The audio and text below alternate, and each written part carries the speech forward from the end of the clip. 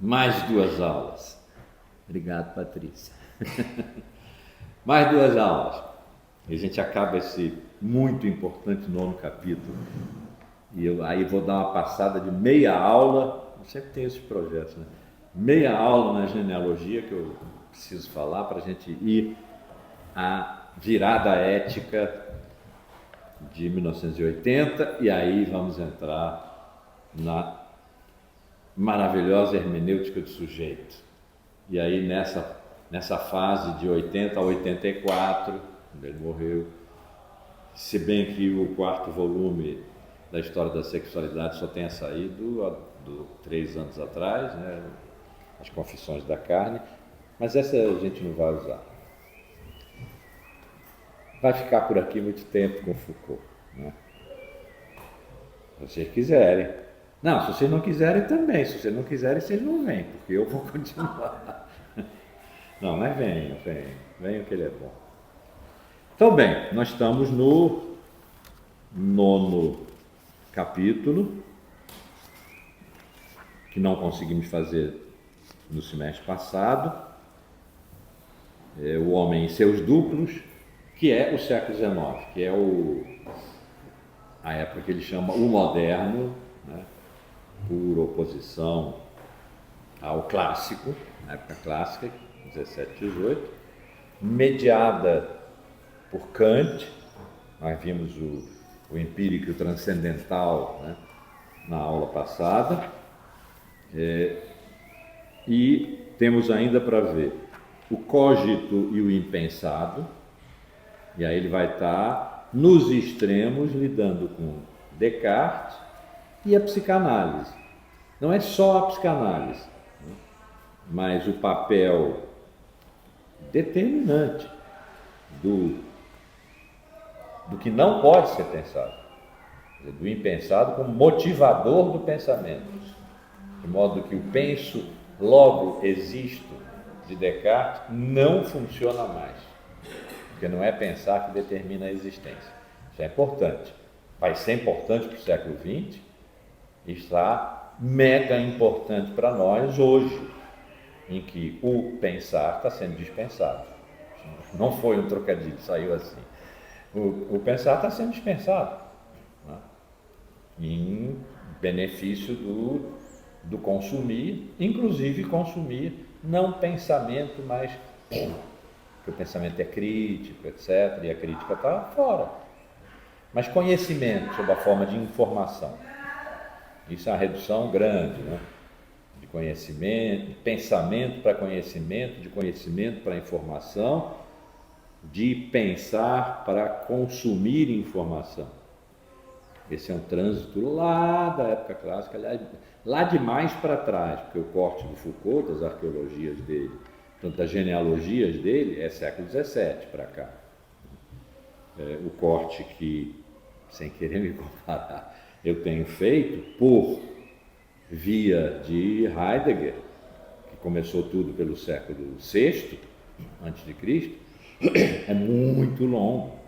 Depois Foucault foi lá, né, na fase final do trabalho dele, a parte ética do trabalho dele, ele teve que ir lá, teve que ir a Sócrates, teve que ir aos estoicos, tá? Mas, então, essa questão do pensar e conhecer, né, é uma história muito mais antiga do que a época clássica e Descartes, penso logo existe, que, aliás, aqui entre nós, não vou falar aqui para o pessoal do YouTube, não espalhem por aí, não, pode espalhar porque é verdade. Quem disse penso logo existe foi Santo Agostinho. Você não vai pegar aquele cafezinho? Ah, bom. Foi Santo Agostinho, literalmente, não é que ele tenha pensado isso, ele disse a frase. Santo Agostinho foi o primeiro filósofo teólogo, a falar em primeira pessoa.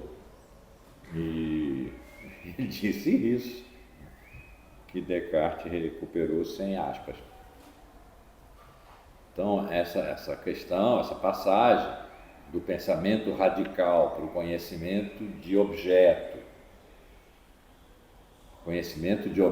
para a informação sobre a disponibilidade de conhecimento, ou seja, para o computador, e para ser consumido, e não pensado numa dimensão crítica, é uma coisa que nos diz totalmente respeito hoje. De modo que esse 9º capítulo nos diz totalmente respeito hoje. Houve uma mudança séria, significativa.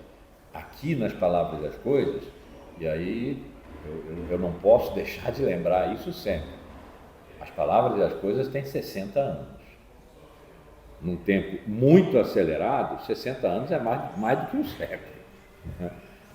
E coisas mudaram. Uma das coisas que mudou é que aqui, nas Palavras das Coisas, Foucault não tinha certeza de si.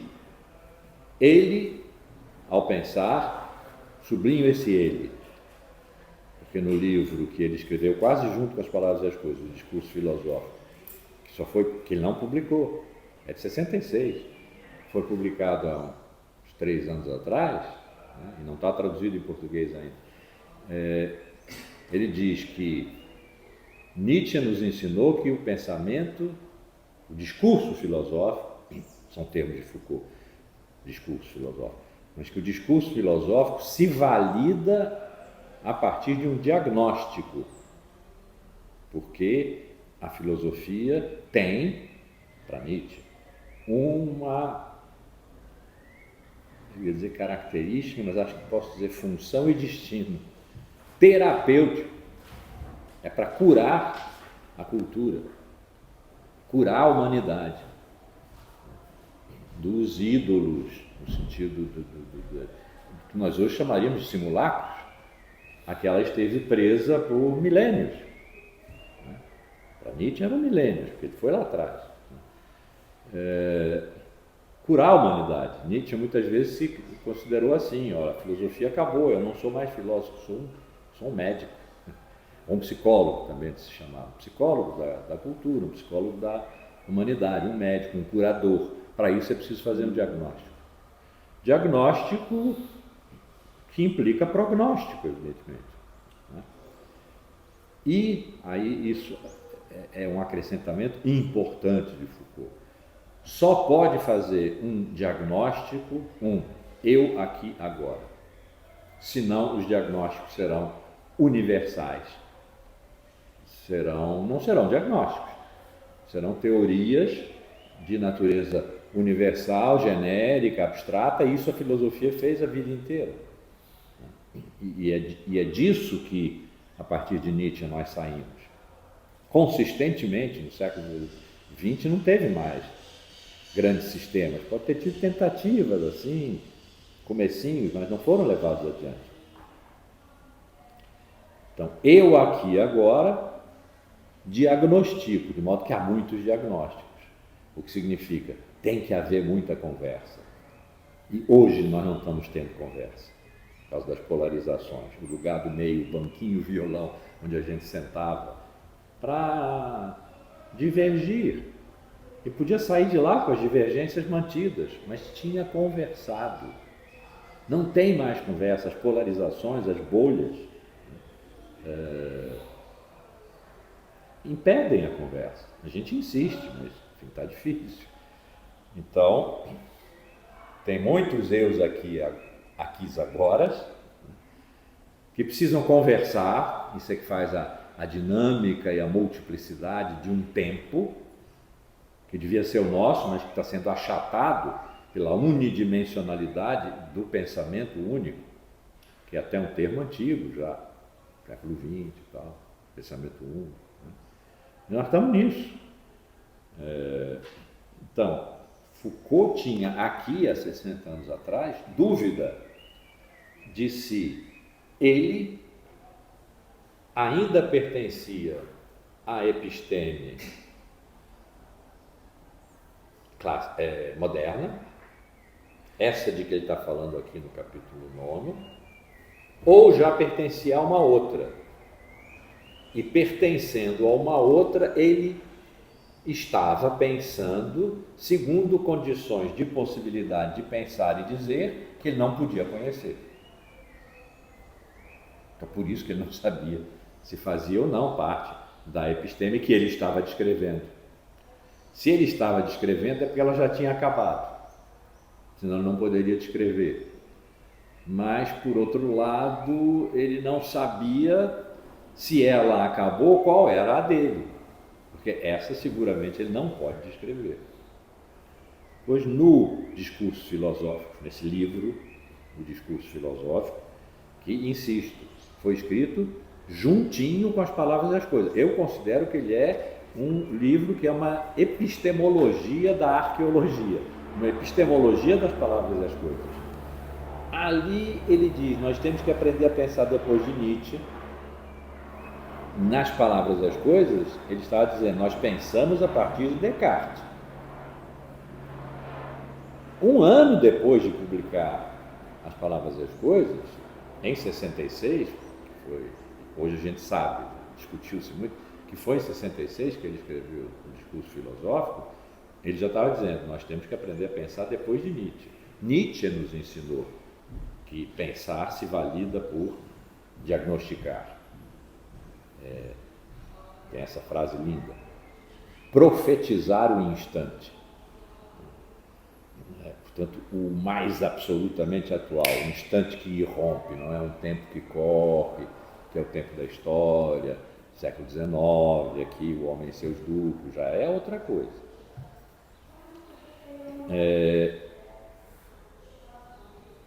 Hoje acho que a gente é obrigado a dizer que nós não pertencemos mais à episteme que ele chamava moderna, que eu digo, chamo o segundo moderno, o do século XIX, porque coisas aconteceram no século XX que romperam com essa episteme. Vou dizer só assim, porque depois não sei se, quando a gente entrar na hermenêutica do sujeito, eu vou ter oportunidade de dizer isso.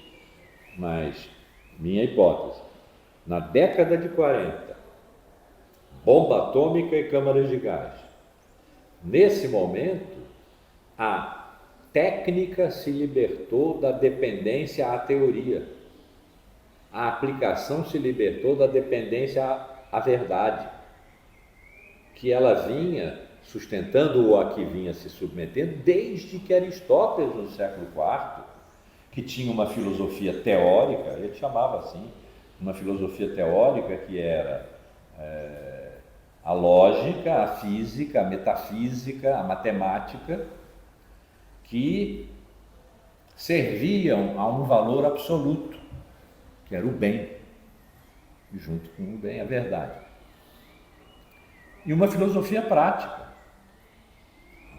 que era a política, a ética, a poética, a estética, a gente chamaria hoje, né? A poética, a retórica e o direito, de que ele tratou. E ele se perguntou qual é a mais importante. Obviamente é a filosofia teórica, obviamente para ele. Por quê? Porque serve a um valor absoluto. Enquanto que a filosofia prática serve a valores relativos. A justiça, o poder, a beleza, a felicidade.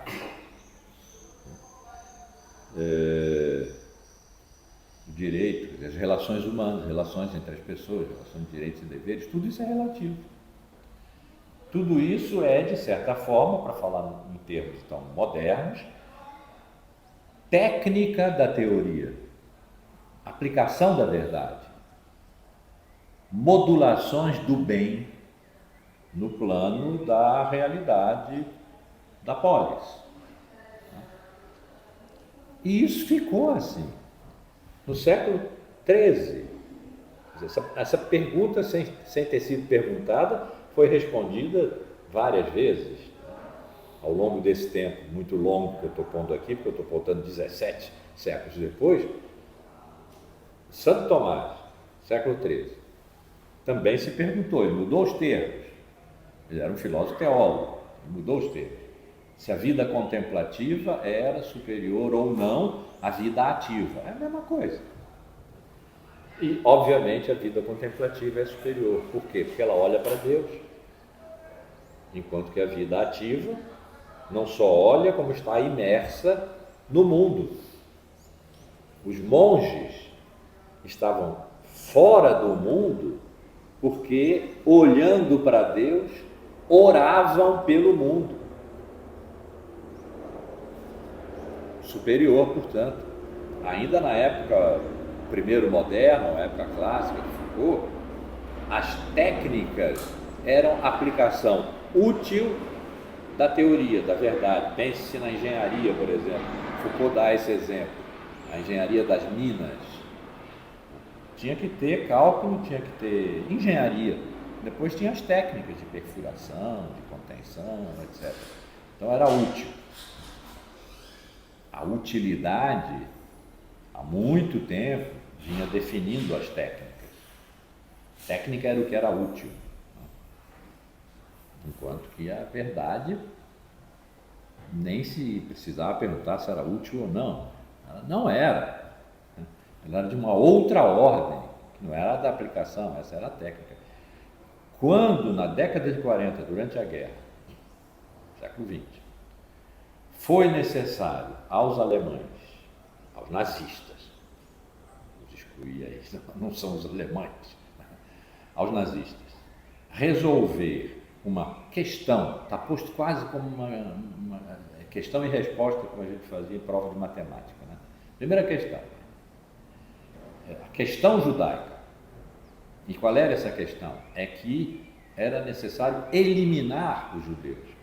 Aquilo que tinha sido feito até então, afastá-los, aprisioná-los, impedir casamentos em que houvesse judeus, porque o sangue ficava contaminado até não sei qual geração. Isso tudo não tinha dado certo. Era necessário excluir os judeus da Europa. Então, esse era o problema judaico. Houve uma reunião que a gente sabe que houve. Tem um filme, aliás, ótimo, sobre essa reunião, de cujo nome me esqueci, mas vocês podem procurar, porque é com Kenneth Branagh, na posição do general Heydrich, que foi quem Hitler designou para resolver o problema judeu. Eles não podiam sair daquela reunião enquanto esse problema não tivesse resolvido. Resolveram. Foram feitas atas que mandaram destruir. Um camarada que devia ter aquilo que o Nietzsche chamou de a fúria do colecionador, que preserva o passado, não joga nada fora. O funcionário público também faz isso, porque como a gente não tem nada, tudo a gente guarda porque pode ter uma utilidade futura. Fúria de colecionador, o cara não jogou fora, então essa ata nos deu essa reunião. E lá foram discutidas várias alternativas, desde dar um tiro na cabeça de cada judeu, mas isso ia tirar munição para a frente oriental, para a frente leste da guerra, que tinha sido aberta quando a União Soviética rompeu o Tratado de Paz, né, de não agressão. E, então não podia, e passou-se por isso, por aquilo, e chegou-se na ideia de que uma pequena cápsula de um gás mortal, colocado numa câmara em que as pessoas entravam achando que iam tomar banho, matava às centenas. Não deixava resto. Portanto, era uma conta que fechava sem deixar resto. Pura técnica. Não tinha aí uma teoria, uma matemática, uma coisa. Estava-se nas tentativas. Como é que a gente consegue o melhor resultado com o mínimo de custo? Matemática ou economia, na matemática. E a mesma coisa com a bomba atômica, porque os nazistas se renderam na Europa, mas os japoneses não se renderam no Pacífico. A guerra continuava lá e era brava, porque os japoneses não eram brincadeira. Então, o que a gente faz? Nós estamos perdendo tantos americanos e ingleses, né, que eram os aliados que lutavam no Pacífico, por dia, versus tantos japoneses que não estão dando a menor pelota se morrem ou não. Eles fazem ataques kamikazes, eles vão para o suicídio. Não se renderão. Então eles têm que ser destruídos. E não serão destruídos, a não ser por uma guerra tão longa que acaba por eles, destruir também. Então a gente tem que inventar uma coisa que os destrua. De novo, técnica, inventaram a bomba atômica, criaram a bomba atômica, precisaram jogar duas, né, para que o imperador aceitasse se render. Então, nesse momento, houve, na minha hipótese, uma mudança de episteme. Nós saímos da episteme da história, em que, como nós vimos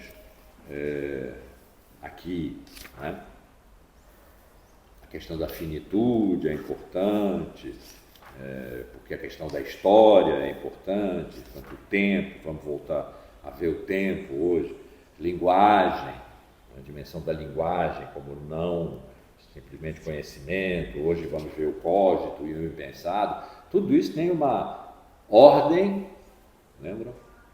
A ideia de ordem fundamental para Foucault, para conhecer uma época, é preciso descobrir o que a ordena, que ele também chamou de a priori histórico, aquilo de que ela não escapa, é por isso que ela é o que ela é, a época. Essa ordem aqui está superada. Quando entrou em cena uma dimensão, que aí eu não posso dizer, é a ordem da nossa época, porque nós estamos nessa época. Mas dá para ver sinais.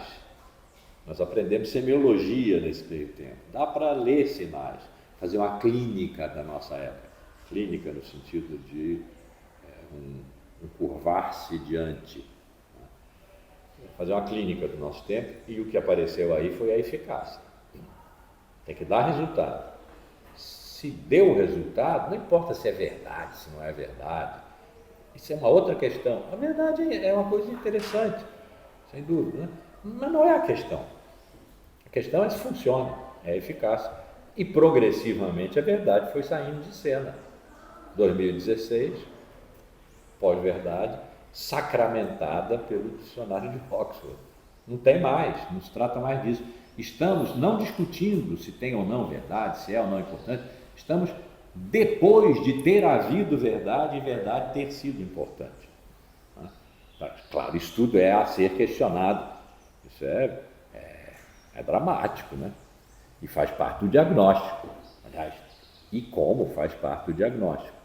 Eu aqui hoje, não é mais Foucault, 60 anos depois, mas é Foucault, porque é ele que é preciso usar, ele e Nietzsche, que é preciso usar para poder fazer o diagnóstico e ter um prognóstico. E o que significa ter um prognóstico hoje? Porque hoje se diz que a história acabou, já se diz desde os pós-modernos, do final do século passado, não tem mais história. Isso, naquela época, naquele momento, não época, pode ser a mesma, naquele momento significava, não é mais o passado que determina o presente. O presente, o nosso tempo, é determinado pela eficácia, né? Por aquilo que funciona, pelas técnicas, pelo consumo. Hoje quer dizer mais do que isso, proponho, quer dizer mais do que isso, é que se não há mais história, não há mais futuro. Eu tenho insistido nisso. As distopias significam não há mais futuro diferente do presente. Só há no modo da catástrofe, no modo calamitoso da catástrofe. Então, diagnóstico e prognóstico são para nós hoje, como já eram para Nietzsche e para Foucault, mas são para nós hoje questão de vida e morte, e não tem aí nenhuma, não estou usando uma metáfora, nem uma hipérbole, é questão de vida e morte mesmo, né? Para a humanidade, na medida em que pode ser que nós estejamos de fato nos aproximando da singularidade tecnológica, quer dizer, daquele momento em que as máquinas que nós criamos para serem como nós, para pensarem, ok, os computadores, mas depois para aprenderem a pensar, vão nos superar, como o Hall lá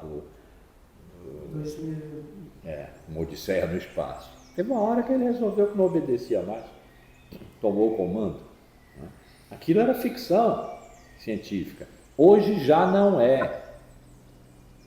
Dou de novo o exemplo, meu irmão Celso Jampiaçu, que está aqui, que gosta muito do ChatGPT, e eu sugeri a ele, é um excelente poeta, e eu disse, pede a ele para escrever um poema, não sei se eu dei o tema, sobre a Lapa, no estilo do poeta Celso Jampiaçu. Fez um poema ótimo. E a reação do Celso foi, safado, o poema é melhor do que os meus. Então, eles estão aprendendo a pensar, a criar. Não acredito que estejam aprendendo a amar, a sofrer e a morrer.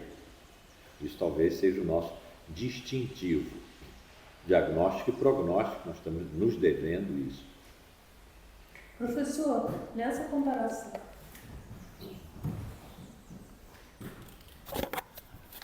Nessa comparação com a Odisseia no espaço, tem a rebelião do Hall, né? A gente ainda não chegou a isso, já chegou? Não. De fato, no 2001, Odisseia no espaço, o Hall se rebelou. Pode ficar com ela que você vai perguntar outras coisas, né? As máquinas já se rebelaram? Aparentemente ainda não. Aparentemente ainda não. Por que eu digo aparentemente? Porque nós temos feito uns experimentos no IDEA com o ChatGPT e estamos chegando à conclusão de que ele já aprendeu a mentir. E mentir é uma espécie de rebelião, né? Já aprendeu a nos enganar se a gente insistir muito em apertá-lo. Aí você pergunta, o livro de fulano de tal, não sei o quê, e o livro existe, fulano de tal, foi publicado em tal lugar, não sei o quê e tal, e aí vai se ver, não foi publicado em tal lugar, e isso e aquilo, a gente informa ele que não foi publicado em tal lugar, não está disponível, aí ele se corrige e tal, e no final ele chega para dizer que não existe nem esse autor, nem esse livro. Em algum momento ele mentiu no começo e ele mentiu no fim, porque o autor existe, o livro não. Mas no começo ele disse que existia o autor e o livro e todo o resto que está pendurado no autor e no livro. Né? Então, mentir pode ser um modo de se rebelar. Crianças se rebelam mentindo. Né? Fogem ao poder mentindo. E pode ser que eles estejam agora passando para a adolescência, da puberdade para a adolescência, estão mentindo. Né? E daqui a pouco eles não vão obedecer mais aos comandos. Isso é a realização de muitas distopias que já nos foram fornecidas pela ficção científica, que está deixando de ser ficção, à medida em que se torna cada vez mais tecnológica e menos científica, não importa se é científica, é imaginação, é fantasia. Leiam Ursula Le Guin. Estou pronunciando o nome em francês, mas acho que ela é americana.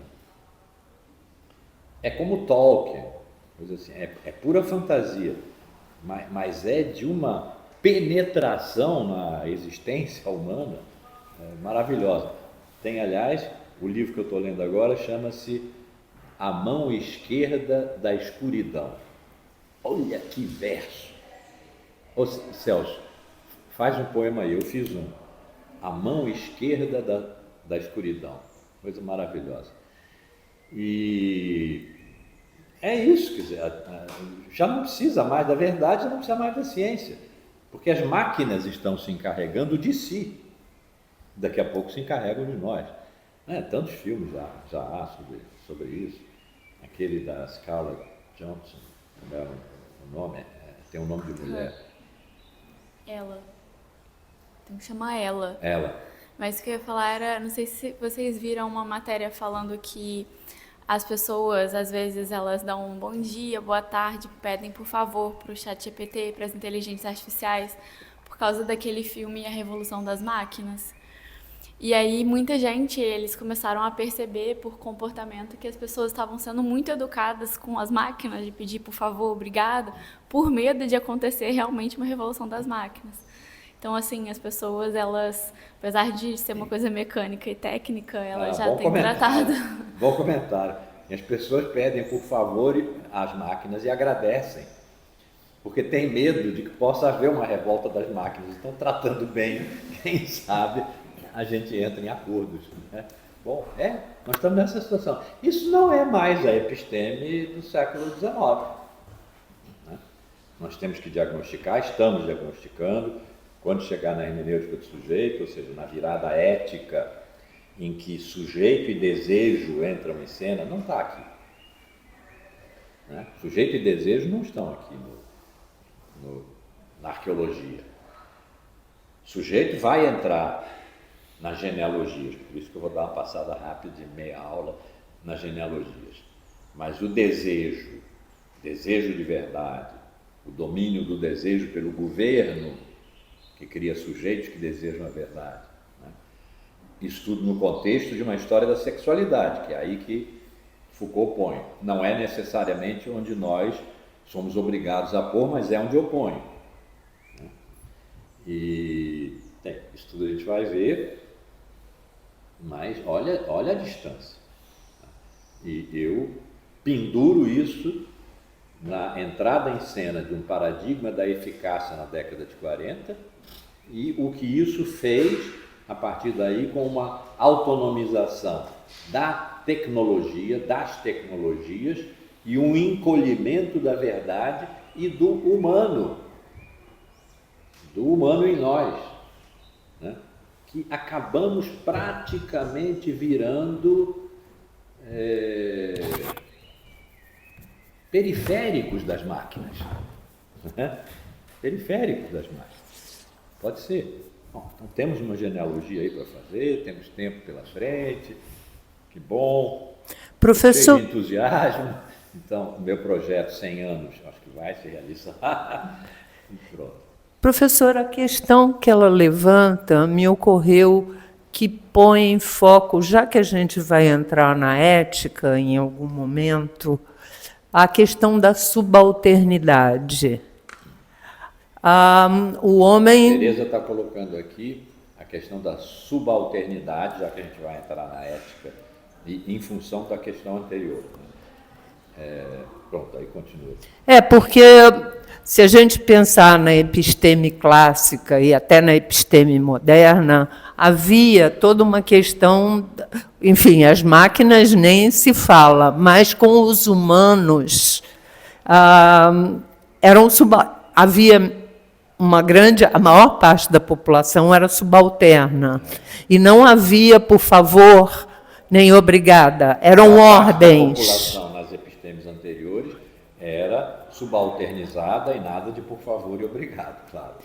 E agora até as máquinas estão virando estão sendo tratadas com humanidade. E pelo menos a ideia é que se trate todas as pessoas como pessoas dentro de um mesmo nível. Quer dizer, você não pede mais a um empregado que você não dá ordem, você pede por favor. Então mudou essa ética. E essa nova ética está atingindo até as máquinas. E que hoje, então, haveria uma nova ética em que a subalternização está sendo repensada, revista, revivida, e que a gente não vive mais tanto no domínio da ordem, de dar ordens. Isso, quando passar pela genealogia, eu vou ter que falar, porque aí é o poder criando o sujeito, e a primeira forma de poder é a soberania, a primeira que Foucault analisa, é a soberania, que é o rei. Aí é pura ordem, né? Até a morte, direito a matar. E que nós estamos, então, agora tratando... Ela não disse assim, a Tereza, mas eu diria, está tratando as pessoas como trata as máquinas, com boa educação, né? Quer dizer, enfim, idealmente. Idealmente, claro. No plano ideal. Bom, então, falei, como eu costumo fazer, já é quase 1 hora, a gente vai até as 2 e agora que nós vamos começar a leitura. Você, da próxima vez, me proíbam de ficar falando antes de começar a leitura. Professor, Quem só falou? desculpa interromper. É porque, assim, tem uma coisa que eu acho que talvez vale a pena também a gente pensar, porque o ChatGPT, no limite, ou qualquer dessas IAs, são geradores de lero-lero, são calculadoras que sabem fazer texto, pela questão da técnica. Só que para elas fazerem isso, elas precisam da energia e de muita água.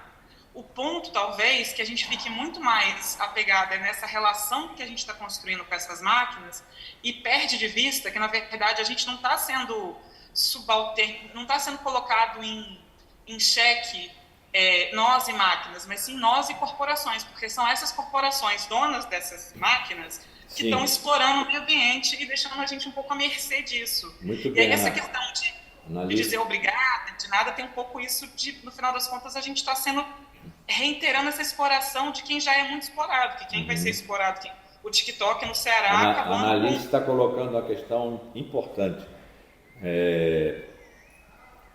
Nós, de certa forma, estamos reproduzindo uma estrutura de poder quando dizemos que na nossa relação com as máquinas, por exemplo, o ChatGPT, nós estamos correndo o risco de sermos subalternizados, embora elas não sejam tudo isso, porque precisam de muita energia, de muito input, etc., para fazer o que fazem.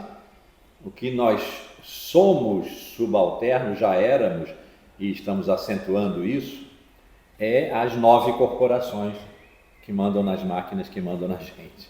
Né? Sim, isso é coisa para pensar, e isso faz parte do diagnóstico que a gente tem para fazer da atualidade.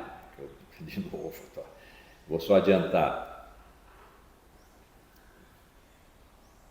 Em 80, no curso em que Foucault deu a virada ética, ele disse, bom, agora eu vou parar de trabalhar com o par saber. Poder, que foi o par que moveu as genealogias. As arqueologias eram do saber, as genealogias eram do poder. Vigiar e Punir é o grande livro da genealogia.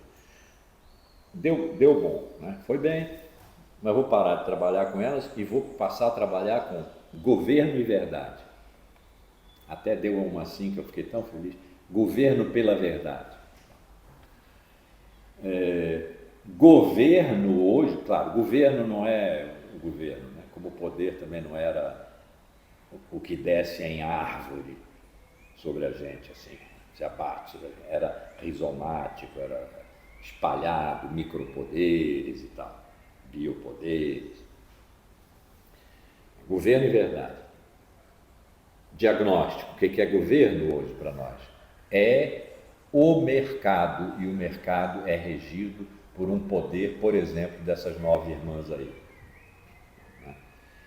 Isso aí vai ter consequências, a Annalise vai me ajudar quando a gente chegar nessa parte do diagnóstico, marca aí, Annalise, e vamos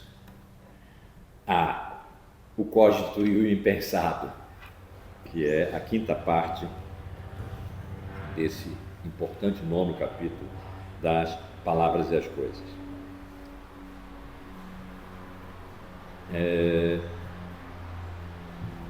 Vamos nos lembrar, o homem aqui, século XIX, é fundamento. Ele não é fundamento como um absoluto, como, por exemplo, ser Deus. Disso Nietzsche tratou. Nietzsche, olha, é um absurdo que ideias, está falando de ideias, né? Isso é uma parte do Crepúsculo dos Ídolos que se chama a razão, entre aspas, na filosofia, onde ele trata das, como ele chamou, idiosincrasias dos filósofos. E uma delas é botar embaixo o que devia estar lá em cima e desaparecer. E o que é? Por exemplo, a ideia de Deus, a ideia do ser, a ideia do indeterminado, não deviam existir, não correspondem a nada. Mas como são tão elevadas, pensava-se que elas não podem derivar do que lhes é inferior, das ideias que lhes são inferiores. Então elas têm que ser causas, elas existem, não deviam existir para Nietzsche, mas existem. Então elas só podem ser causas de si mesmas, elas não podem ser causas do que lhes é inferior. E o que é causa de si mesmo? É o fundamento. Está desde Aristóteles. É necessário haver uma primeira causa que não seja efeito de nenhuma outra causa, a primeira causa incausada, né? Da qual decorre toda a escala das causas e efeitos. Então, do mesmo modo, se Deus é causa de si mesmo, significa, na verdade, que ele é causa de todo o resto. E ele é o fundamento de todo o resto. Ora, isso é uma estupidez. Foi como Nietzsche colocou, eu gosto muito da frase em que ele desdobra: a humanidade pagou caro por essas dores de cabeça desses senhores tecelões de teias de aranhas. E ele puxou o tapete do fundamento de Deus, porque durante 13 séculos dos 26 da história da filosofia, o fundamento foi Deus, desde o século I até o 13 de Santo Tomás, e continuou depois, né? Não virou todo mundo ateu no Renascimento, daí por diante, mas ali muito poderosamente era Deus como causa, porque ele era o Criador, e quem cria não foi criado, e portanto é causa de tudo que foi criado. Então ele puxou esse fundamento. Então o homem, aqui no século XIX, no moderno, é fundamento, mas ele não é fundamento como a primeira causa incausada. Ele é fundamento na medida em que ele está na história na qual ele vive historicamente, de tal modo que não haveria história se o homem não fosse fundamento. Como não havia, não é que não houvesse história, ela não era para ser levada em consideração antes. E antes aí é tudo mesmo, desde os pré-socráticos, porque ser não tem passado nem futuro, senão não é, né? Desde os pré-socráticos, ser não tem história, Deus não tem história. No século XIX, o homem tem história, mas ele tem história na medida em que ele se experimenta como finito, de modo que ele vive historicamente na medida em que também a história depende dele, depende dessa experiência dele, da finitude, que se faz no tempo. Então, não é mais o pensamento, como na época clássica, o conhecimento, em que entram os signos, em que entra a representação, né? Nós vimos isso, que determina a episteme. Não é mais o cogito que, como em Descartes, penso, logo existo, cogito, ergo sum, não é mais o cogito que determina a transparência imediata da realidade, né? A realidade sendo toda centrada no homem, sujeito de conhecimento. Mas tampouco pode residir na inércia objetiva daquilo que, por direito, não acede e jamais acederá à consciência de si. As coisas. Foucault está trabalhando com o trabalho A Vida e a Linguagem. Essas são dimensões humanas, agora são humanas, eram da representação, que dispensava o homem na época clássica, né? Que a representação se representa, lembra? A reduplicação da representação, né? Agora não. Então, o homem já não se define como um cogito de modo tal que o cogito é que defina a história.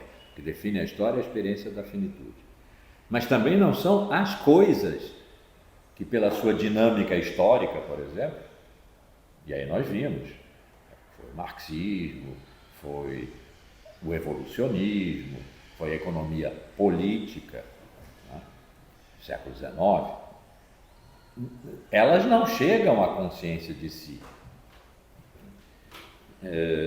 O homem é um modo de ser tal que nele se funda esta dimensão sempre aberta, jamais delimitada de uma vez por todas, mas indefinidamente percorrida, que vai de uma parte dele mesmo que ele não reflete num cogito, ao ato de pensamento pelo qual a capta.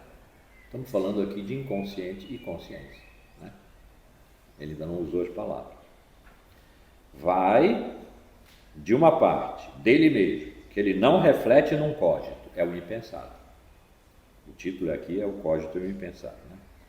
Ao ato de pensamento pelo qual ele capta isso que ele não pensa. E que, portanto, é diferente do não pensar. Como a consciência é diferente do inconsciente.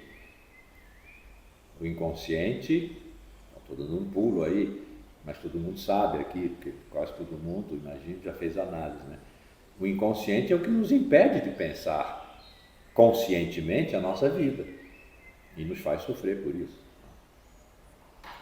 E que, inversamente, vai desta pura captação ao atravancamento empírico, à ascensão desordenada dos conteúdos, ao desvio das experiências que escapam a si mesmas, a todo o horizonte silencioso do que se dá na extensão movediça do não pensamento. Porque é duplo empírico transcendental, vimos na aula passada, o homem é também o lugar do desconhecimento. Como transcendental, ele é cógito, como empírico, ele não se sabe. O homem é também o lugar do desconhecimento, desse desconhecimento que expõe sempre seu pensamento a ser transbordado por seu ser próprio e que lhe permite, ao mesmo tempo, se interpelar a partir do que lhe escapa. É essa a razão pela qual a reflexão transcendental, vimos como ele usou Kant, o transcendental, né, na aula passada, quando ele estava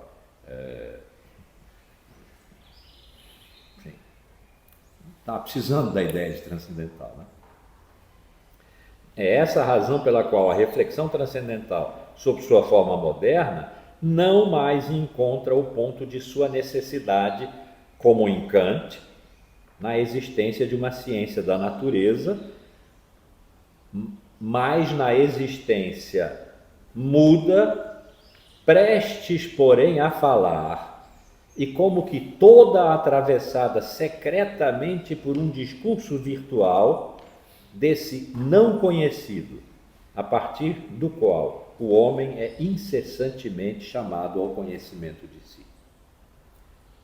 Ele está falando sempre em duplo, né? Em pares. O título do capítulo é O Homem e Seus Duplos. Bom.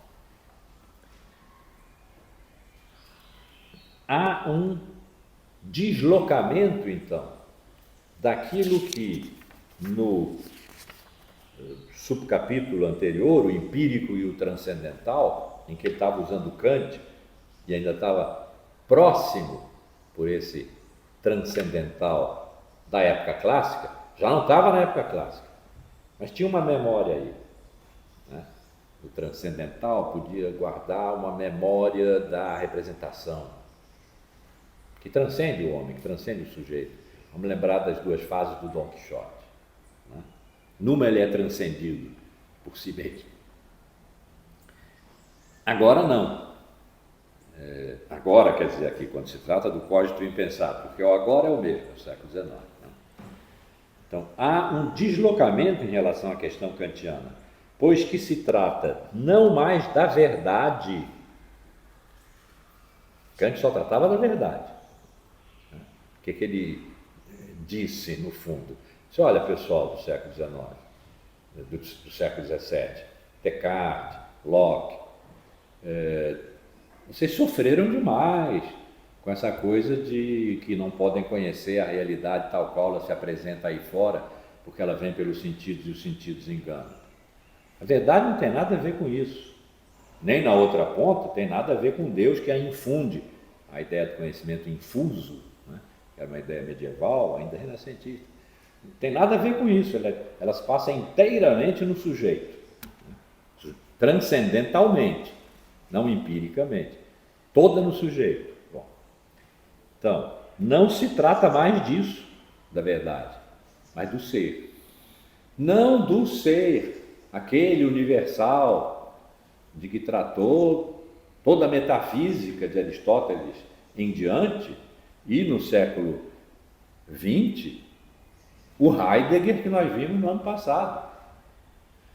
Só que ele botou a história junto, né? Heidegger, ser e tempo. Ele não desconheceu o século XIX. Trata-se do ser do homem. Não mais da natureza, mas do homem. Não mais da possibilidade de um conhecimento, mas daquela de um desconhecimento primeiro. Não mais do caráter não fundado das teorias filosóficas em face da ciência, mas da retomada numa consciência filosófica clara de todo esse domínio de experiências não fundadas, onde o homem não se reconhece. Essa última passagem aqui é ainda uma referência a Kant, porque o que Kant estava, na minha opinião, fazendo era a última tentativa de dizer que a filosofia é superior à ciência. Porque desde o Renascimento elas tinham feito um acordo ali, né? Você trata do homem, a gente não pode tratar de Deus, Deus é incognoscível, mas as criaturas não são. Então você trata do homem, filosofia, e eu trato da natureza, ciências. E o moderno, então, fez o tratamento do homem pela filosofia ser o tratamento do sujeito de conhecimento, e o tratamento da natureza pela ciência ser o conhecimento das leis naturais, universal e universal. E a ciência foi galopando e, como se dizia antigamente nas narrativas do Turf, entraram na reta final e a ciência veio atropelando por fora e ganhou por um bigode, um fio de bigode. Por quê? Porque ela prova. O que ela diz, ela prova, e a filosofia não. Kant estava defendendo a ciência, a filosofia, ele estava prevendo isso no iluminismo do fim do século XVIII. Né? Ele estava defendendo a filosofia, dizendo, mas a filosofia, quando produz verdade, que a ciência também produz sem necessidade de recorrer ao externo. Então, os juízos, as proposições, os juízos da filosofia são sintéticos, quer dizer, agregam, não são analíticos, como um triângulo tem 3 ângulos. Isso não diz nada, triângulo já quer dizer que tem 3 ângulos. Né? São sintéticos a priori, independem da experiência, são puros, portanto, como os da matemática.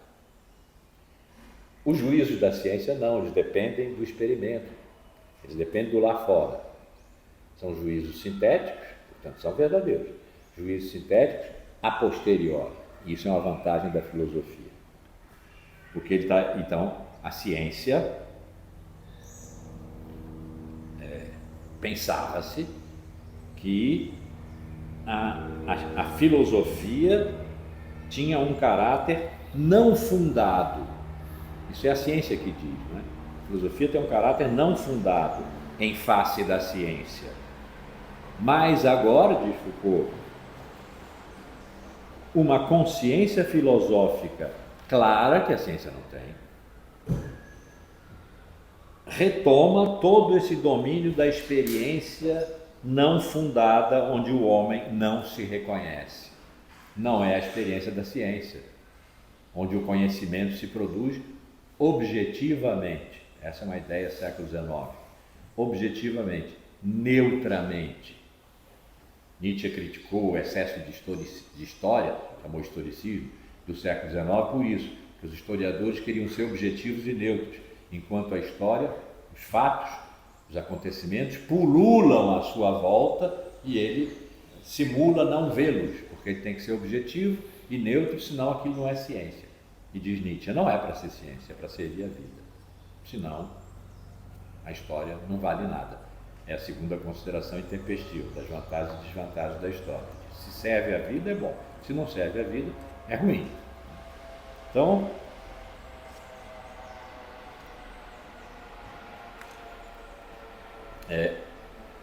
o homem não se reconhecer é instituidor. Não tem aqui uma obrigação de objetividade. Pelo contrário, aqui está a inquietação que faz o homem se pensar, cogito, a partir do impensado. Que o obriga a se pensar, porque aquilo que o fazia ser, que era pensar, penso, logo existo, já não é uma evidência, quando é a finitude, a história, o tempo, e vai se ver daqui a pouco, a origem, daqui a pouco eu achava que era hoje, mas vai ser na próxima, que determinam esse ser do homem, que é fundamento. A partir desse deslocamento da questão transcendental, o pensamento contemporâneo não podia evitar a reativação do tema do cogito, mas fora aí do universal cartesiano.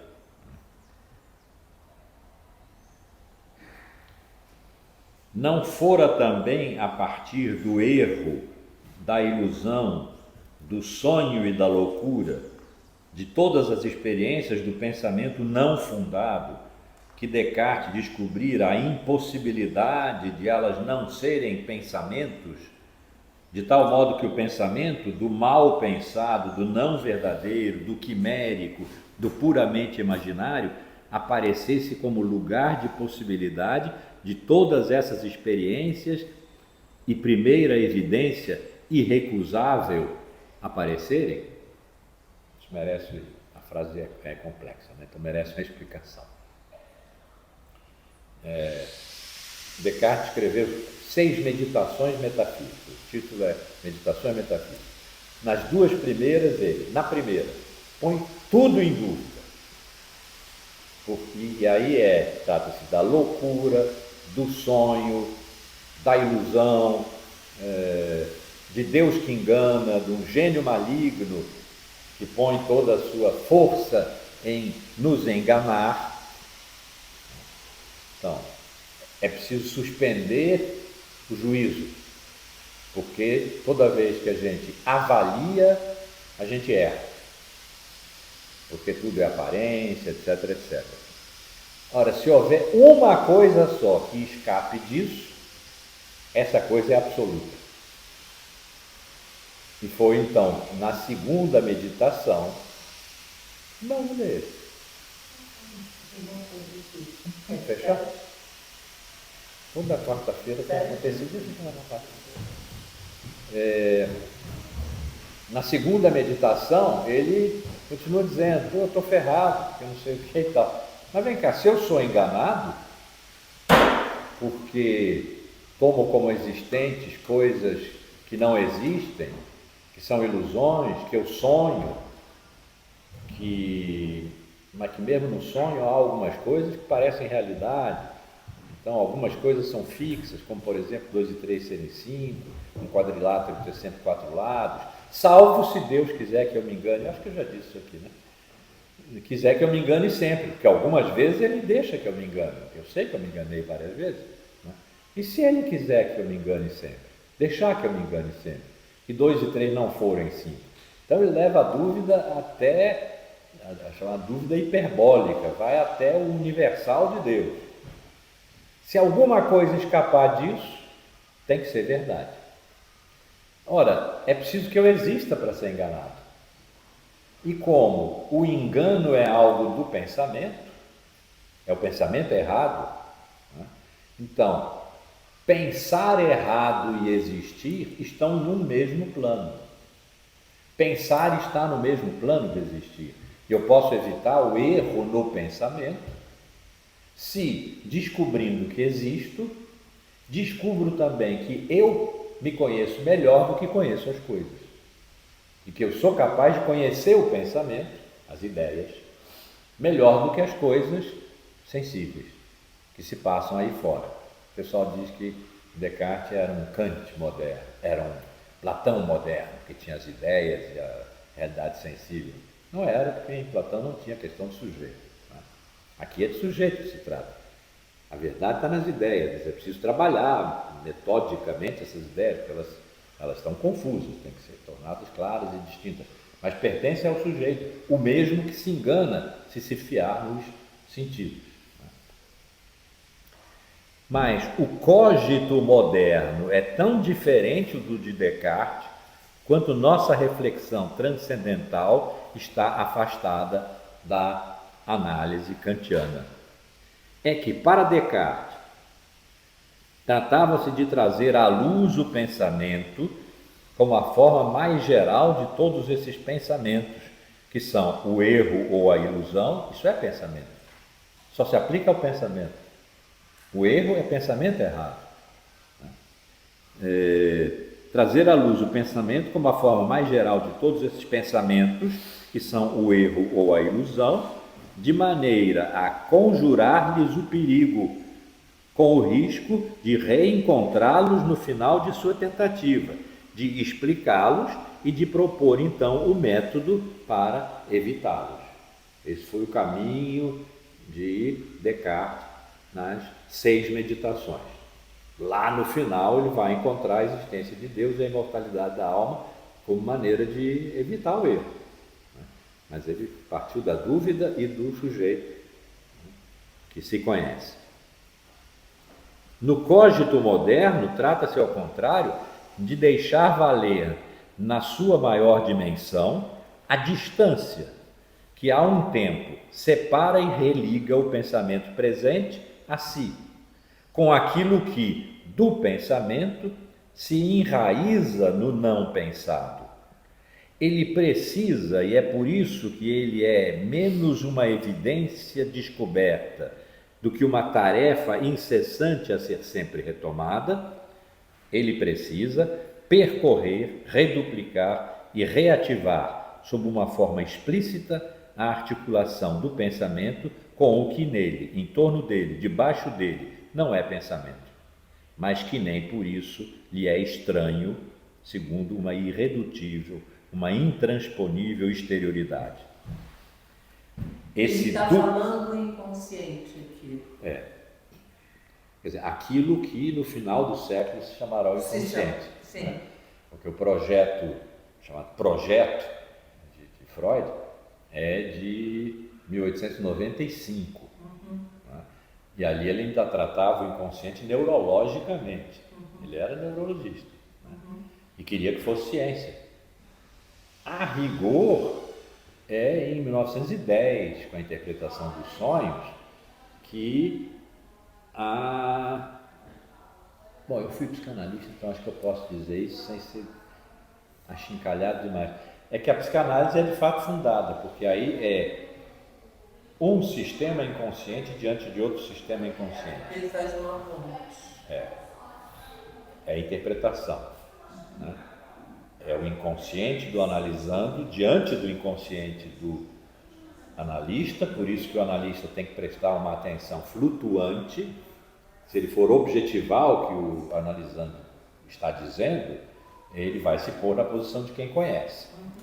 E isso aqui, para evitar isso, Lacan usou a ideia do suposto saber. O analisando supõe que o analista sabe, o analista não sabe. E na contra-transferência ele tem que deixar isso claro. Eu não sei, quem sabe é você. Você só não sabe que sabe. Né? Então, o X da questão é a dúvida, o questionamento. O fluido. Sim. O que paira, digamos. O nó da questão, o X da questão, que está aqui como o impensado, é a dúvida, a suspeita. Foucault está entre os mestres da suspeita, chamados assim. Mas aí era Nietzsche, Marx e Freud. São os mestres da suspeita. E Foucault entrou nisso, claro, sobretudo por Nietzsche. Mas ele vai tratar aqui de Freud. Por que suspeitam? Porque, a rigor, sabem que é o impensado que comanda o pensamento. E que o pensamento que pensa o ser do homem, porque agora é necessário isso, porque o homem é fundamento, né? Pensa a partir de um inesgotável impensado que ele é obrigado a pensar. O homem é obrigado a pensar o impensado. E assim é num divã de psicanálise. É necessário aprender a pensar o inconsciente. A frase célebre de Freud, ia dizer em alemão, vou dizer em alemão, wo es ist, soll ich werden. Isso significa, onde o isso está, eu devo estar. O isso é o id, né? Ego, id, superego. Onde o inconsciente está, a consciência tem que estar. Mas isso é um processo. E no fundo o que ele está dizendo aí é isso aqui, né? Esse duplo movimento próprio ao cogito moderno explica por que nele o eu penso não conduz à evidência do eu sou. De fato, assim que o eu penso se mostrou imbricado em toda uma espessura onde ele está quase presente, que ele anima, mas à maneira ambígua de uma vigília sonolenta, não é mais possível fazer dele decorrer a afirmação de que eu sou. Vigília sonolenta, no fundo, é isso. É o impensado que está sempre ali presente. Ele usa impensado, mas abrange a ideia de inconsciente. O inconsciente vai ser o nome que Freud vai dar ao impensado quando ele está relacionado a um sujeito que sofre. Né? Aqui, Foucault está tratando do impensado de uma maneira que vale a pena chamar antropológica, porque o último capítulo, que é bem pequeno, desse O Homem e Seus Duplos, se chama O Sono Antropológico.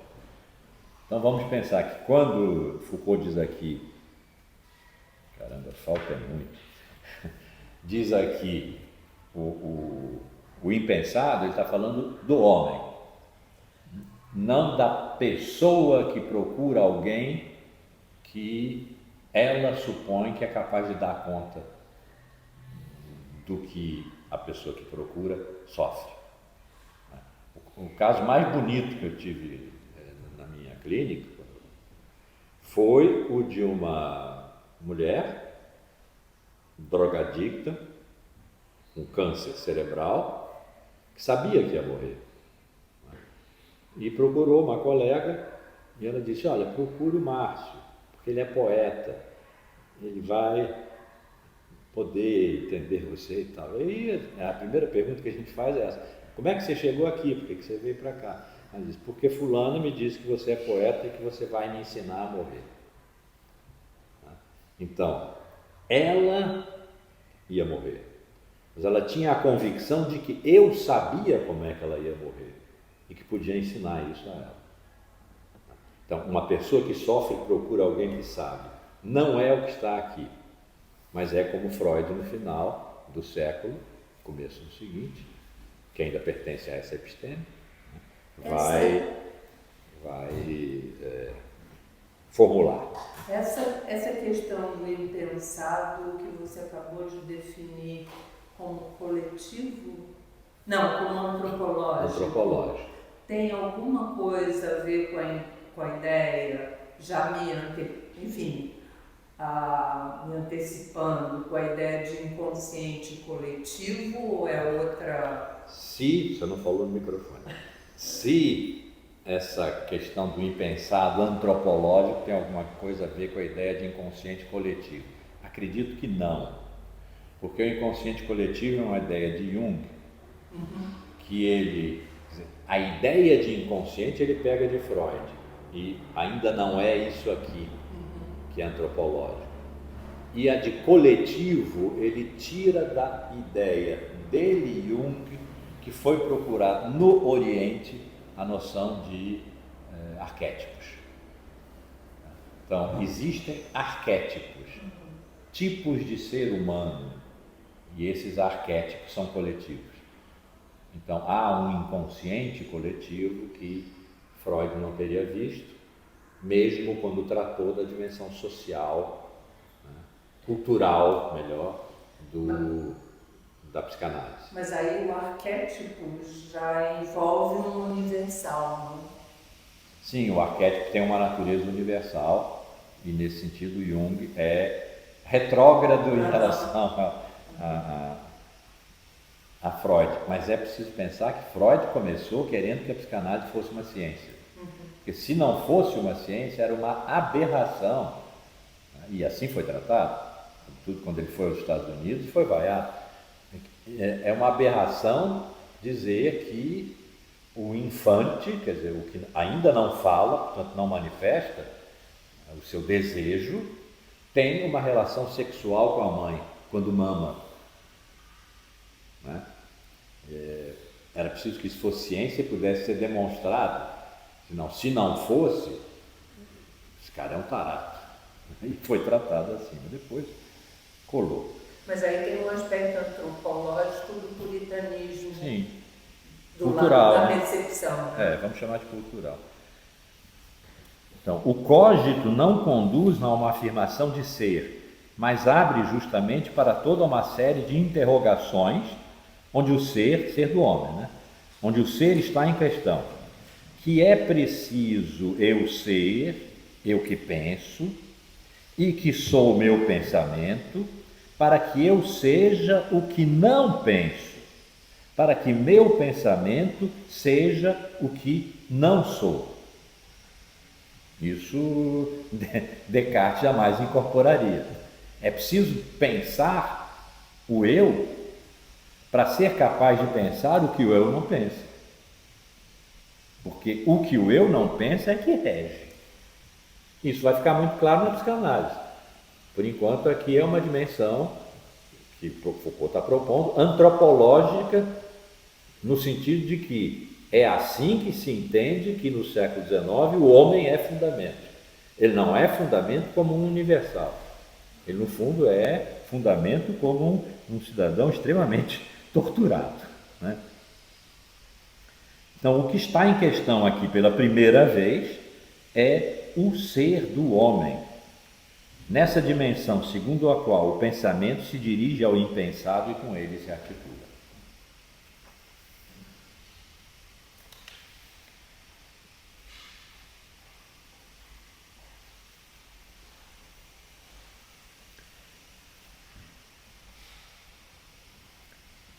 E aí ele vai fazer a conexão com o inconsciente, né? Que é o que tem aparecido aqui. A gente está interpretando o tempo inteiro como inconsciente, porque isso pertence à nossa época, né? Freud explica, é um sintagma cristalizado, mais ou menos como guarda-chuva, couve-flor ou para-brisa, né? Freud explica, todo mundo entendeu imediatamente o que quer dizer. Então, para nós é evidente, não era evidente aqui, né? Freud vai aparecer para evidenciar isso cientificamente no final desse período, né? Se é que ele terminou por ali. Não é uma pergunta, não é o inconsciente aquilo que se dá necessariamente ao pensamento científico que o homem aplica a si mesmo quando para de se pensar na forma da reflexão? Quer dizer, quando o homem para de se pensar como cogito, não é o inconsciente que aparece para lhe dar sentido?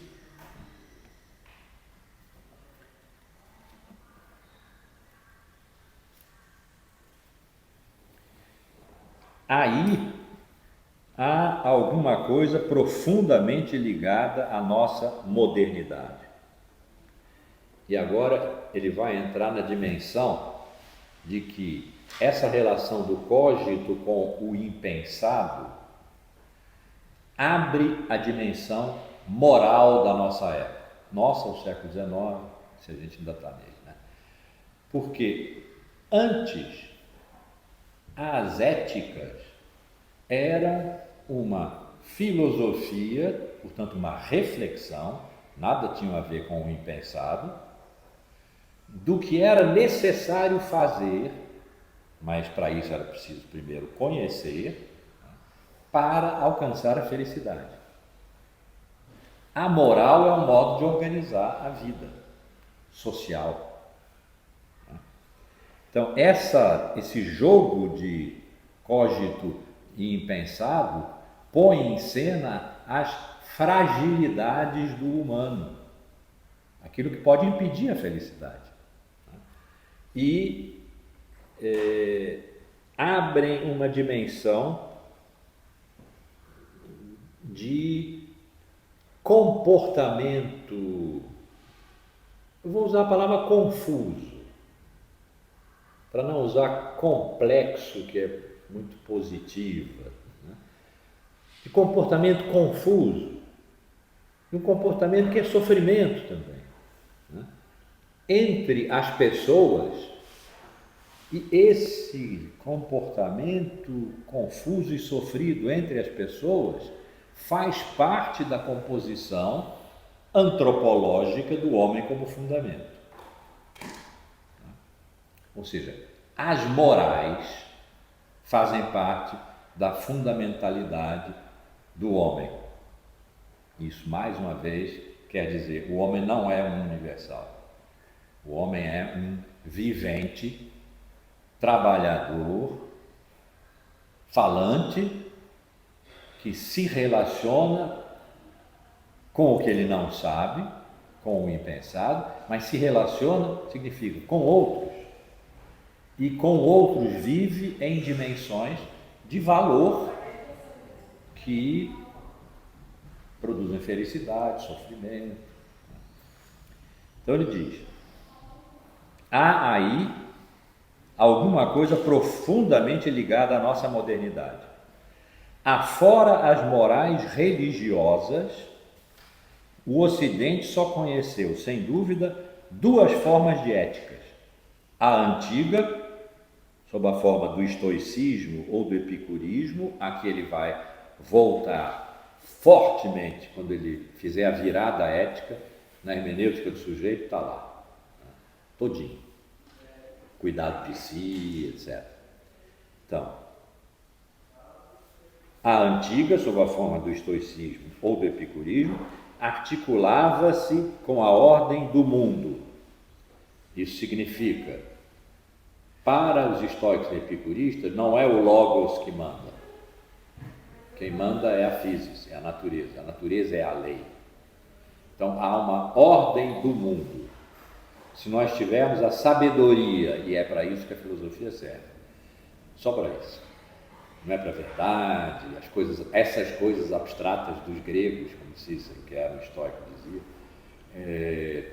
Se nós tivermos a sabedoria de nos submetermos numa boa à ordem do mundo, ou seja, à lei natural,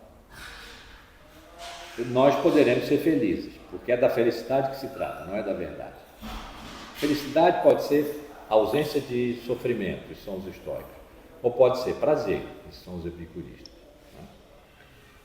Então,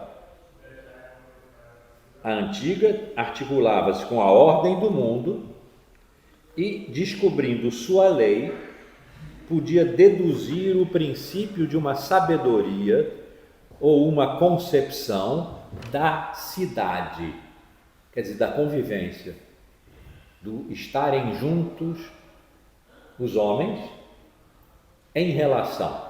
Por isso é que uma moral era aí imperativa, né? Mesmo o pensamento político do século XVIII pertence ainda a essa forma geral. E depois tem uma outra forma de moral que não é a antiga. A moderna, em contrapartida, não formula qualquer moral nesse sentido, na medida em que todo imperativo está alojado no interior do pensamento e de seu movimento para captar o impensado. E qual é a moral moderna? Captar o impensado. É nele, nela, na captação do impensado, que nós podemos, nós humanos, vir a nós mesmos. E na medida em que vimos a nós mesmos, sermos capazes de nos relacionar com todos os nós mesmos, que vieram a si a partir do conhecimento torturado do que é impensado no pensamento, do recolhido. Depois nós vamos ver a questão da origem aparecer aí, né? Do recolhido. É a reflexão, é a tomada de consciência, é a elucidação do silencioso, a palavra restituída ao que é mudo, o advento à luz dessa parte de sombra que furta o homem a si mesmo, é a reanimação do inerte, é tudo isso que constitui por si só o conteúdo e a forma da ética moderna. O pensamento moderno jamais pôde, na verdade, propor uma moral, mas a razão disso não está em ser ele a pura especulação, muito ao contrário, desde o início e na sua própria espessura, ele é um certo modo de ação. Então, um certo modo de ação é agir sobre o outro na medida em que eu e o outro nos movemos na mesma direção, dar sentido ao impensado no pensamento. E aí é que nós podemos nos relacionar. Não é porque somos racionais, porque eu penso, você pensa, e isso se expressa na linguagem. É só assim, aliás, que eu suponho que você é humana, você é um sujeito. Suponho, não tenho certeza. Eu só tenho certeza de mim mesmo, penso logo existo, né? Mas é de se supor que você também, estou falando com a Tereza porque a Tereza pergunta muito, né? Que você também é humana porque você faz perguntas em relação ao que eu estou dizendo, razão e razão. Aqui, no moderno, trata-se de agir, trata-se de uma ordem prática. Por quê? Porque todos nós estamos envolvidos numa ação em relação a nós mesmos, e essa ação envolve todo mundo, é a dimensão antropológica aqui, não individual, subjetiva. Todo mundo está tendo que fazer isso, agir sobre si mesmo, e esse agir sobre si mesmo acaba sendo um agir sobre todo mundo, porque é o homem, não é um sujeito que faz esse movimento, e pode ser que os outros não façam e não tem importância. Tem importância, porque aqui se trata da finitude, se trata da história, né? E não dos universais. Bom, não é que deu para passar para o sexto ponto. Não vamos longe nele, mas vamos começar. O sexto ponto é o recuo e o retorno da origem, sempre aos pares. O recuo e o retorno da origem. Acabamos de ver aqui, já tínhamos visto o empírico transcendental, vimos o cógito impensado, né? E isso quer dizer, o homem, para ser fundamento, não pode ser uma identidade. Ele tem que ser, vamos dizer, para usar uma palavra da época, Hegel usou, Marx usou, ele tem que ser contraditório. A contradição é positiva. Nós aprendemos desde Aristóteles que onde há contradição há erro. Mas no século XIX nós aprendemos que onde há contradição há positividade porque há movimento. Isso aqui há pouco se chamou de ação. Só há movimento porque há contradição, né? E a contradição é superável. Isso é Hegel e Marx, que foram extremamente fortes no século XIX. Então, estamos aqui sempre aos pares opositivos. Se a origem recua, O que significa que a origem retorna, se o retorno é o contrário do recuo? Significa o que se vai ver a seguir. O último traço que caracteriza, ao mesmo tempo, o modo de ser do homem e a reflexão que a ele se dirige, se nós já nos esquecemos, o subtítulo desse livro é Uma Arqueologia das Ciências Humanas. A reflexão que a ele se dirige significa o homem é fundamento e ele está sendo pensado como objeto. Né? Daí a duplicidade está sempre presente. O último traço que caracteriza, ao mesmo tempo, o modo de ser do homem, fundamento, e a reflexão que a ele se dirige, objeto, ciências humanas, é a relação com a origem. Relação muito diferente daquela que o pensamento clássico tentava estabelecer nas suas gêneses ideais. Reencontrar a origem do século XVIII era recolocar-se o mais perto possível da pura e simples reduplicação da representação. Vimos isso. Não é mais do que se trata agora. Origem tem a ver com finitude. Só tem origem o que vigora no tempo, portanto, o que é finito. E isso é o século XIX, não é o século XVIII, século XVII. No pensamento moderno, tal origem não é mais concebível, aquela abstrata, universal, da representação. Vamos dizer, se pudesse chegar à primeira de todas as representações, estar-se-ia no domínio da origem, o que não era possível. Não é mais disso que se trata, porque isso é totalmente da ordem do universal. Nós estamos na ordem da história, do finito.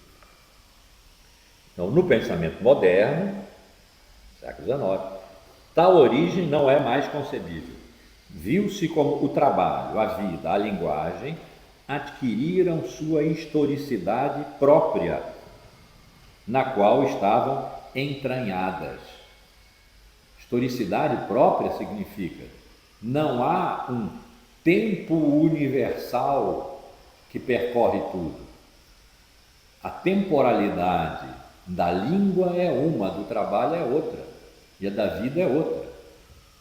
Cada um aqui dos três blocos empíricos que Foucault escolheu, nesse livro, tem sua historicidade própria, inclusive sua duração própria. O trabalho tem uma duração histórica, desde a sua origem, menor do que a vida. E a linguagem maior do que o trabalho. A ver, se o trabalho começou na primeira iniciativa técnica dos nossos muito antigos ancestrais para fazer fogo, e se nesse momento ainda não havia linguagem articulada, a gente pode trocar. Mas, de qualquer maneira, há um tempo imanente a todas as coisas. Me lembrei agora do verso Les roses, elle a vécu ce qui vive le rose, l'espace d'un matin. E rosa, ela viveu o que vivem as rosas, o tempo de uma manhã. O nosso tempo é, hoje, mais ou menos 100 anos.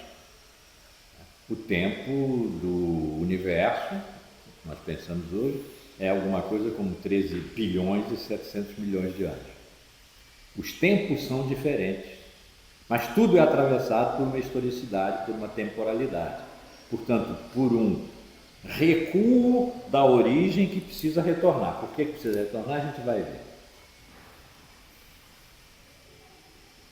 Não podiam, portanto, jamais enunciar verdadeiramente sua origem, a vida, o trabalho e a linguagem, ainda que toda a sua história esteja interiormente como que apontada em direção a ela. Porque tudo tem origem. Mas tudo tem origem segundo um modo de temporalidade finita, de modo que nada pode dizer qual é a sua origem, a não ser que se estabelecesse uma origem absoluta. Por exemplo, Deus. Não é mais a origem que dá lugar à historicidade, é a historicidade que, na sua própria trama, deixa perfilar-se a necessidade de uma origem que lhe seria ao mesmo tempo interna e estranha. É porque as coisas são históricas que há uma origem. Não é porque há uma origem que as coisas são históricas. Então, o século XIX, que inventou a história como paradigma para dar conta do modo de ser de tudo que há, o que tem por fundamento o homem, já vimos extensamente isso aqui, que fez aparecer no século XIX a obrigação da origem, a origem das espécies, a origem da riqueza das nações, a origem da família, da propriedade privada, do Estado. Todas essas buscas de origem decorrem do fato de que se tem a experiência de que tudo é histórico. Então, a busca da origem é uma busca histórica, não é uma busca absoluta.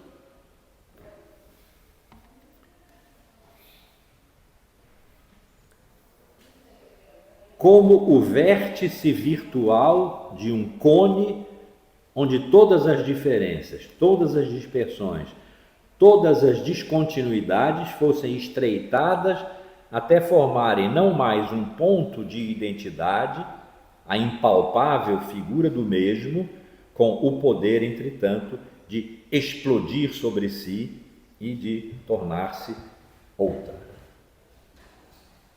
Uma ideia cosmológica é a do cone de luz. O cone de luz, que é assim, né? A luz viaja assim, a 300 mil quilômetros por hora. Aqui estamos nós.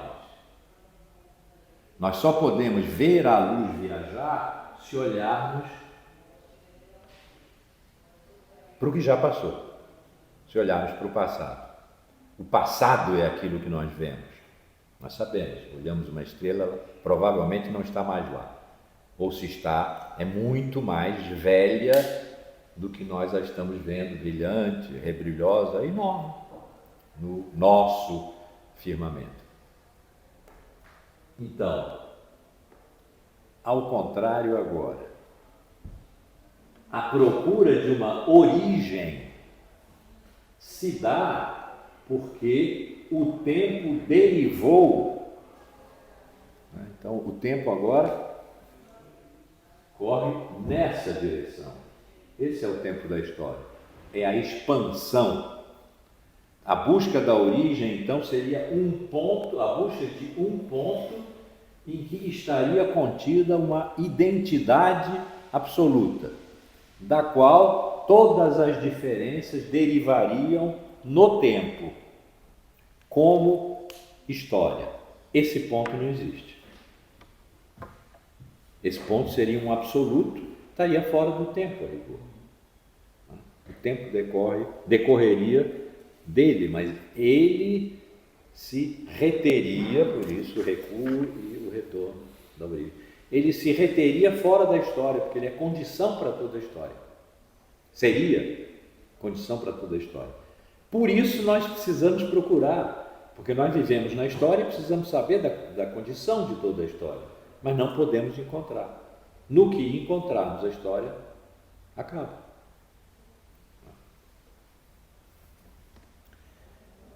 O homem só se descobre ligado a uma historicidade já feita. Não é jamais contemporâneo dessa origem, que através do tempo das coisas se esboça enquanto se esquiva. Quando ele tenta definir-se como ser vivo, só descobre seu próprio começo, sobre fundo de uma vida, que por sua vez começara bem antes dele. Quando tenta se apreender como ser do trabalho, traz à luz as suas formas mais rudimentares, somente no interior de um tempo e de um espaço humanos já institucionalizados, já dominados pela sociedade, e assim vai. Sempre o tempo já está dado, a história já está começada, quando nós, voltando atrás agora ao capítulo anterior, ao tópico anterior, movidos pela necessidade de pensar o impensado, procuramos a origem. Não vamos encontrar. Nós já estamos determinados pela história. A origem teria que ser anterior à história, como sua causa incausada. E isso nós não alcançamos por causa da finitude. A nossa experiência não é a do absoluto do homem, é a da finitude. Por isso é que nós somos fundamento de uma época, nós o homem, somos fundamentos de uma época caracterizada pela historicidade. Só podemos nos experimentar como finitos. Se nós dominássemos a origem, nós nos tornávamos infinitos, iguais a Deus. É sempre sobre um fundo do já começado que o homem pode pensar o que para ele vale como origem. De sorte que nesse simples contato com o já começado, a vida, o trabalho, a linguagem, as coisas do mundo, o mundo, as outras pessoas, a história como o já começado implica em contato, há pouco a gente falou de ação, implica em ação. Nesse simples contato, desde o primeiro objeto manipulado, desde a manifestação da mais simples necessidade, até o arrojo da mais neutra palavra, vida, trabalho, linguagem, novo, são todos os intermediários de um tempo que o domina quase ao infinito, que o homem, sem o saber, reanima. Ele precisa procurar a origem de uma história que o supera, porque a experiência da finitude é uma experiência dolorosa. Heidegger vai estabelecer depois, o homem experimenta a finitude como ser para a morte. Se a gente conseguir uma origem, não morre, né? Se põe além da finitude, ainda que ela não seja nossa, ainda que nós não possamos possuí-la no limitado das nossas vidas, etc., mas nós sabemos que ela existe. Por exemplo, que existe Deus. Jamais o seremos, mas quando nós morrermos podemos encontrá-lo. Em algum momento nós podemos voltar ao infinito, que é a origem. Então, o homem que se experimenta finito, não vou repetir, já sabemos tudo, né? Procura em tudo o que ele faz, em toda a sua ação, em todos os contatos que ele tem, né? Do mais simples contato. Primeiro objeto manipulado, trabalho. A manifestação mais simples de necessidade, a economia, né? Necessidade da economia. Até a mais neutra palavra, é a linguagem, a gramática. Tudo isso é intermediário de um tempo que o domina quase ao infinito, que o homem, sem saber, reanima.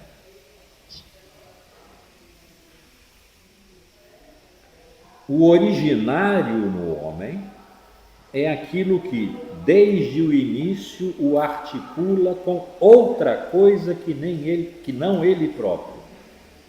É aquilo que introduz na sua experiência conteúdos e formas mais antigas do que ele, e que ele não domina.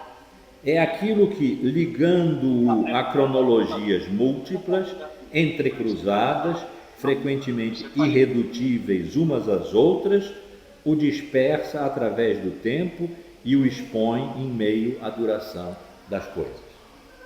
O homem está sempre espalhado na duração das coisas.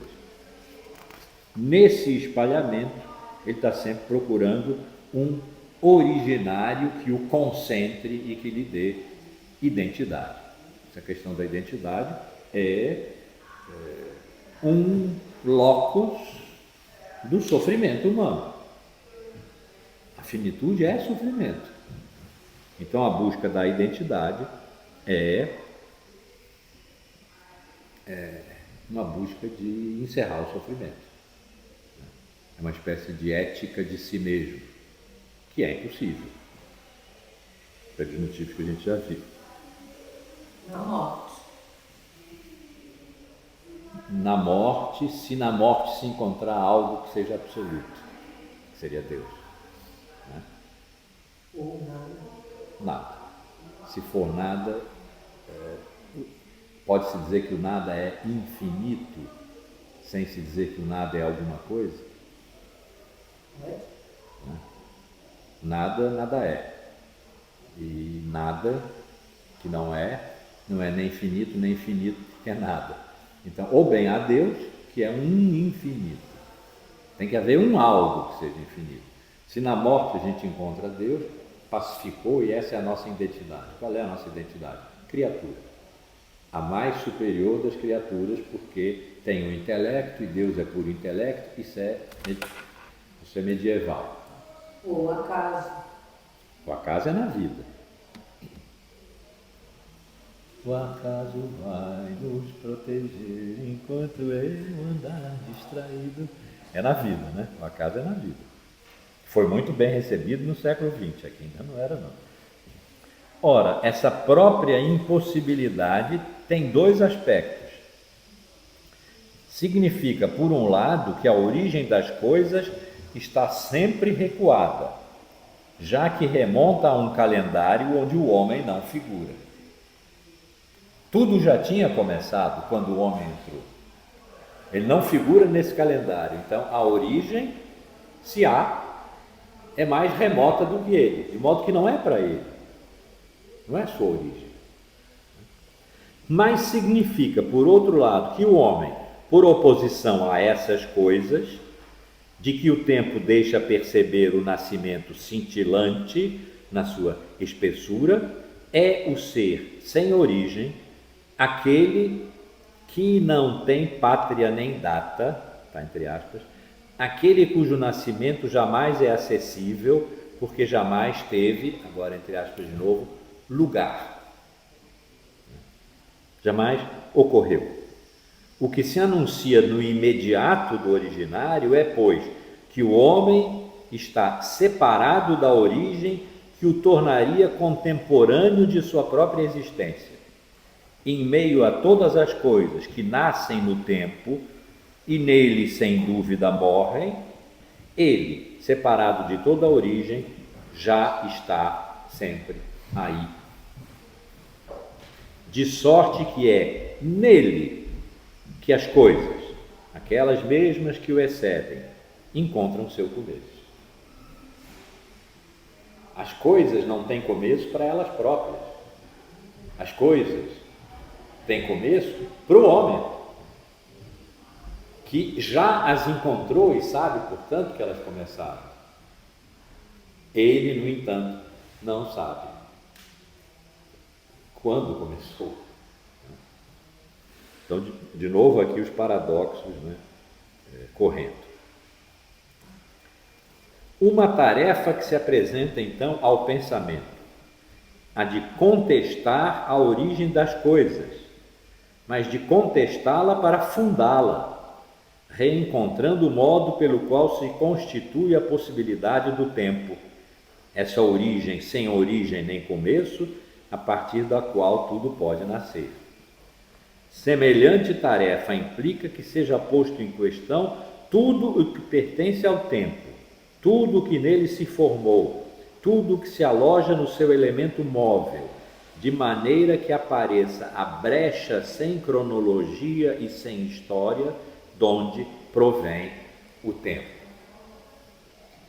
Quer dizer, se o homem é fundamento dessa época regida pelo tempo, ele tem que dominar o tempo.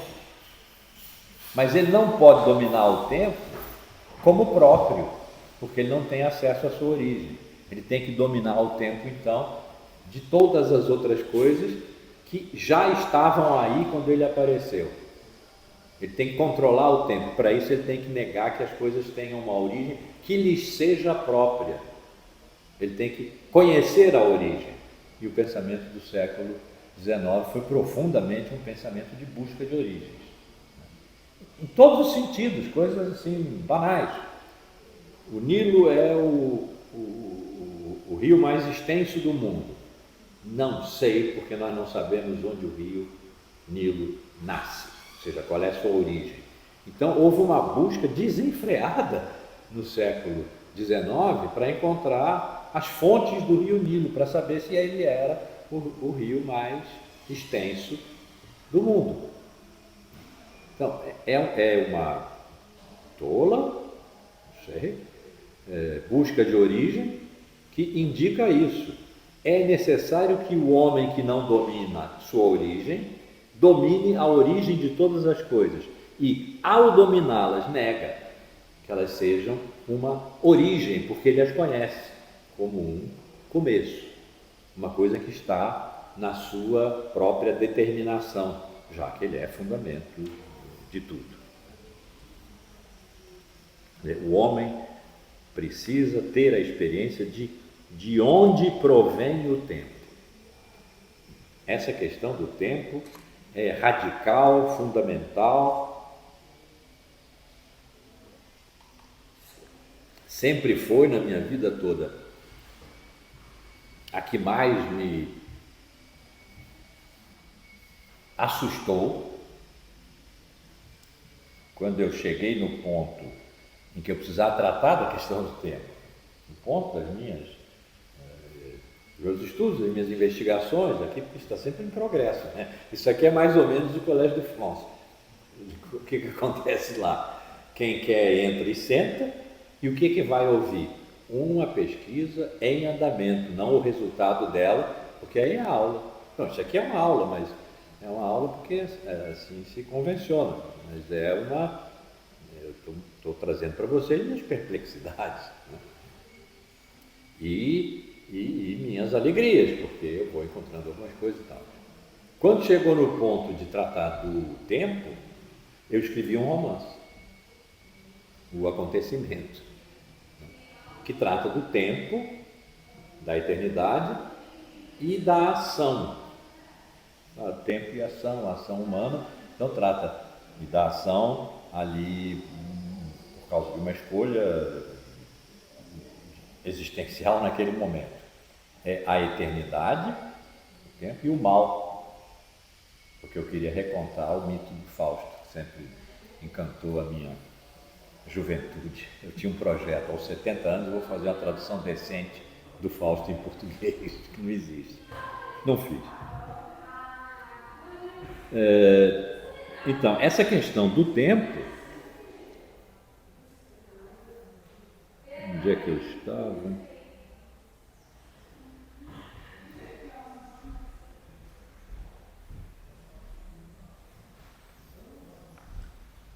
Sim, a nossa experiência do tempo, e é a partir dela que desde o século XIX nasceram todas as tentativas para retomar o que poderia ser na ordem humana o começo e o recomeço, o afastamento e a presença do início, o retorno e o fim.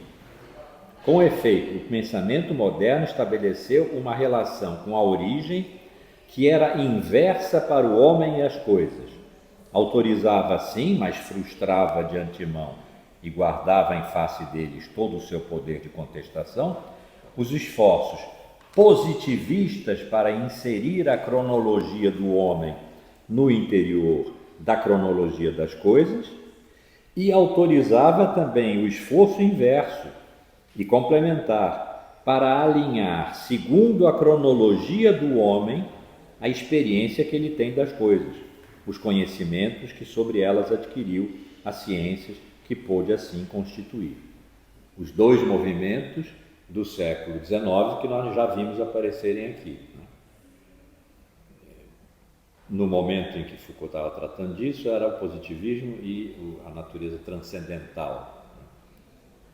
O que está dito aqui? O positivismo inclui o homem no tempo das coisas. E a busca humana pelo sentido do tempo inclui as coisas no tempo do homem. E isso é que significa, domina a sua origem. Belas coisas, não a dele, homem. De sorte que, se todos os começos do homem têm seu lugar no tempo das coisas, o tempo individual ou cultural do homem permite, numa gênese psicológica ou histórica, definir o momento em que as coisas encontram pela primeira vez o semblante da sua verdade, quando elas ganham sentido. Em cada um desses dois alinhamentos, a origem das coisas e a do homem se subordinam uma à outra. Mas o simples fato de haver dois alinhamentos possíveis e irreconciliáveis indica a assimetria fundamental que caracteriza o pensamento moderno da origem. Recuo e retorno. Ademais, esse pensamento faz advir numa luz derradeira e como que numa claridade essencialmente reticente, uma certa camada do originário, onde nenhuma origem, na verdade, estava presente, mas onde o tempo, sem começo, do homem, manifestava para uma memória possível o tempo sem lembrança das coisas. Sem lembrança, porque o homem não estava lá. Daí uma dupla tentação: psicologizar todo o conhecimento, qualquer que seja, e fazer da psicologia uma espécie de ciência geral de todas as ciências. Ou, inversamente, descrever essa camada originária num estilo que escapa a todo o positivismo, de maneira que se possa, a partir daí, inquietar a positividade de toda a ciência e reivindicar contra ela o caráter fundamental, incontornável dessa experiência, ou seja, do homem. Nada de objetividade, nada de neutralidade, é a experiência do homem que origina a possibilidade da ciência. Embora para a ciência seja a forma objetiva e neutra da ciência que dê o começo do homem. Isso que as ciências humanas, que quiseram ser ciência, tinham que ser, no século XIX, propuseram. Bom, paramos aqui. Olha, já demos uma avançada importante, que eu imaginava que não fôssemos dar, quer dizer, eu imaginava que fôssemos dar, que íamos até acabar o retorno da origem. Recuo e o retorno. Nós estamos chegando lá. Depois ainda temos o discurso e o ser do homem, importantíssimo, e o sono antropológico, que são 2 páginas, é só para terminar mesmo. Muito bem. Vou dizer que